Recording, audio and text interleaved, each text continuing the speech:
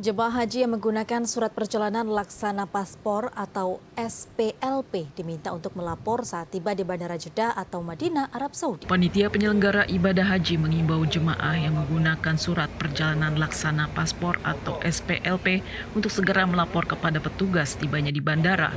Surat perjalanan laksana paspor atau SPLP adalah dokumen pengganti paspor yang diterbitkan oleh Kementerian Luar Negeri Republik Indonesia melalui perwakilan diplomatik Indonesia di luar negeri, termasuk KJRI Jeddah atau KBRI Riyadh. SPLP digunakan oleh jemaah haji yang kehilangan paspor saat berada di Arab Saudi, tidak memiliki dokumen perjalanan resmi, namun harus segera dipulangkan ke tanah air. Dengan SPLP, jemaah haji bisa melalui proses keimigrasian untuk kembali ke Indonesia secara legal.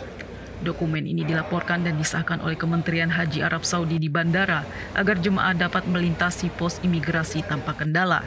Pernyataan itu disampaikan Wakil Pengendali Media Center Haji Ahmad Fauzin dalam konferensi pers di kantor Dakar Mekah, Arab Saudi. Ahmad Fauzin juga mengajak keluarga jemaah haji di Indonesia untuk menyebarkan informasi yang benar, serta menjadi bagian dari kesuksesan pemulangan jemaah.